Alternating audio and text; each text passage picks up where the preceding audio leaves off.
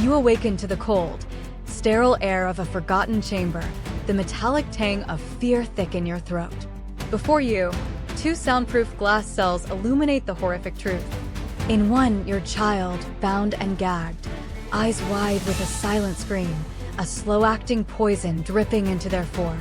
In the adjacent cell, the very monster who abducted and tormented your child for weeks, now awaiting a similar, faster fate. A disembodied voice echoes. One lever controls both destinies. Life for one, oblivion for the other.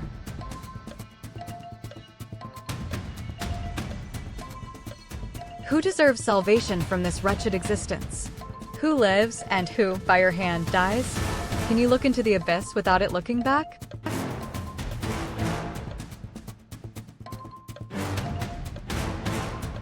Ten, 9, 8, 7, 6, 5, 4, 3, 2, 1. This is not merely a choice between two lives. It is a brutal surgical strike at the very core of your humanity. Do you surrender your moral compass, embrace the darkness, to save the innocent blood that courses through your veins? Or do you uphold an impossible ideal of justice, watching your child succumb, all while preserving the architect of their agony? The decision defines not just the fate of two souls, but the fragmented, fractured pieces of your own identity. There is no escape from the monstrous weight of this choice. The world teeters on the brink, ravaged by a plague that defies all science. You, a renowned doctor, stand before the last vial of an experimental cure. One dose, one life. In your ward lies the architect, the brilliant mind on the verge of creating a universal antidote, but he's succumbing rapidly. Across the hall, your own beloved family member, battling the same disease, their life fading with each labored breath. The global fate versus personal devotion, the weight of millions versus the whisper of a loved one's final plea.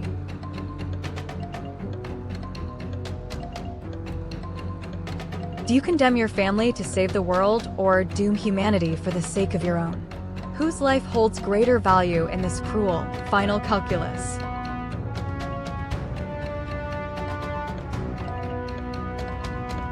10, 9, 8, 7, 6, 5, 4, 3, 2, 1. This dilemma rips at the very fabric of duty and love.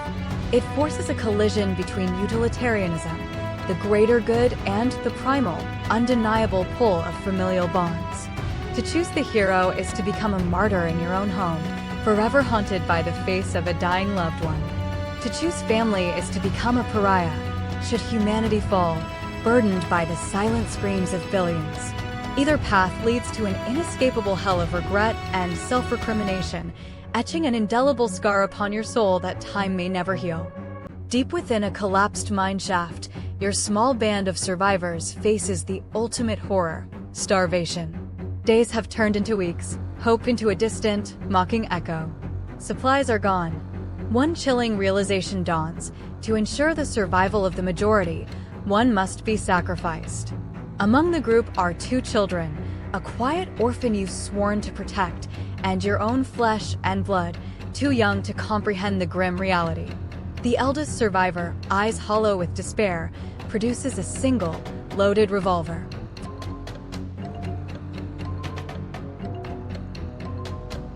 Whose life becomes the necessary evil? Whose innocence will pave the path for the others? Can you make the choice, or will starvation decide for you?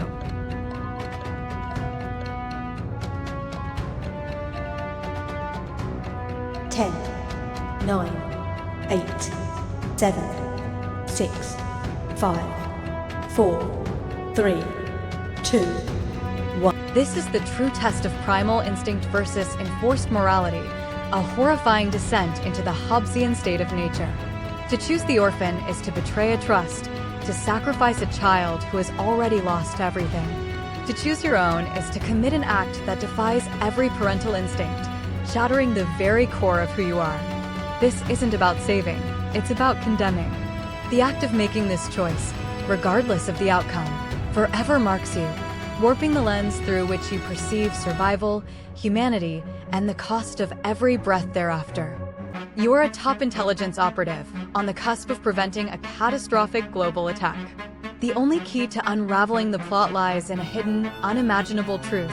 Your closest confidant, your lover, your sibling, has a past so dark, so monstrous, that its revelation would not only destroy their life utterly, but expose them as the unwitting instrument of the very terror you're fighting. Their secret, if exposed, would provide the crucial information, but at the cost of their complete annihilation, morally and socially. The clock ticks down, each second a countdown to mass casualty.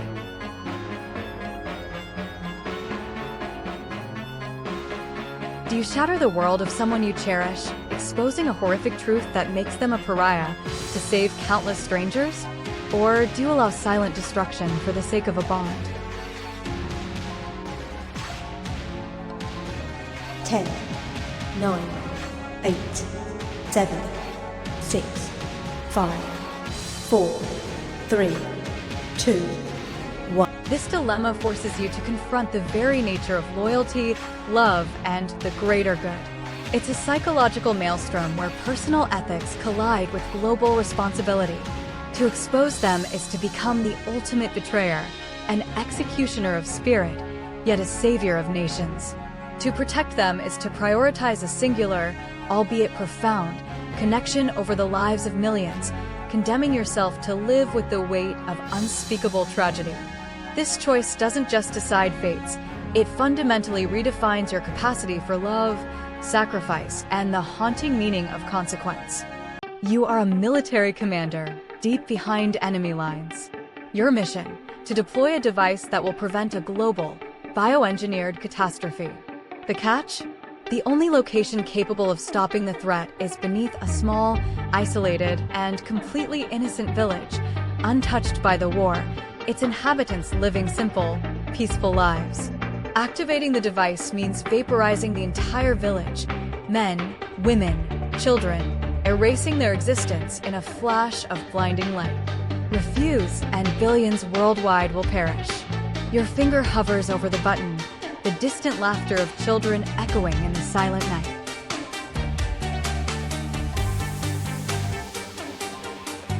Can you become the architect of their oblivion, sacrificing the pure and innocent for a brutal, greater good?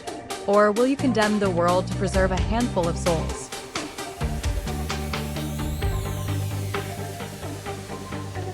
Ten, 9, 8, 7, 6, 5, 4, 3, 2, 1. This is the ultimate test of cold, utilitarian logic against the searing heat of human empathy.